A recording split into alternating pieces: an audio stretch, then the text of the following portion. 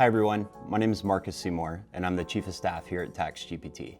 Today we're going to be covering prompting and really helping you get the most out of the tool by asking thoughtful questions and helping tease out the research that you're looking for as you use the AI. I want to walk you through this idea of what is prompting and why is it helpful. So one of the things to remember is that when you're prompting, you're essentially providing context to the model. One way to think about prompting is context, and context is key in prompting. A lot of times people will use AI tools and we treat them kind of in a similar manner to the way that we text. The reason that this isn't good is because when we type in shorthand and don't ask thoughtful questions, the AI really struggles to be able to return an answer that's meaningful for you. So we've done a couple of things to help you with this. Here, I can show you, I'm going to type, what are the rules for a 1031 exchange? One thing that this prompt actually lacks is context. So there's a couple different things that you can do here. So one thing that TaxGPT has done is we've created this improve prompt button. So I've hit the improve prompt button and you can see it actually changed the text here. So it says, what are the current rules for a 1031 exchange under US tax law in 2025? So what makes this prompt different? You can see here, it talks about that it's calling on US tax law.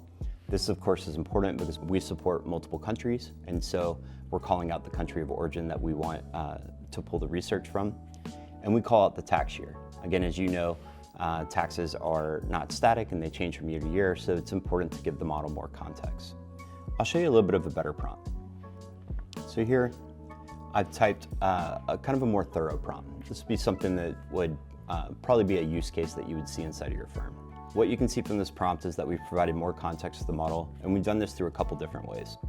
So you can see that we've called out that this is a single filer, we've called out the tax year, we've called out the number that they claimed for the residential clean energy credit. We've tried to provide as much details as we can to generate the research that will be helpful. So from here, you'll hit the submit button. Now that you've asked your prompt, you can see there's a couple different things in here. Number one is you can see over here at the top that we have our sources. These sources, they go to the IRS code, case law, or this is a very quick way to check the answers from the system. Here you can see that our prompt returned this information, so I can go here and see that TaxGPT starts to break down that research. So it talks about how to understand the IRS reasons for disallowance, reviewing supporting documentation, responding to the IRS letter, and other various things. And it's important to remember that prompting is iterative. You want to think of this as how do I continue to ask questions and tease the answers out of the system. So there's a couple ways to continue this. One is down here at the bottom, you can see that TaxGPT will actually provide 3 recommended prompts for you. You would simply just click here and it would auto-populate here in the chat window, and you would hit send to continue that line of reasoning. Let's say that you don't like these.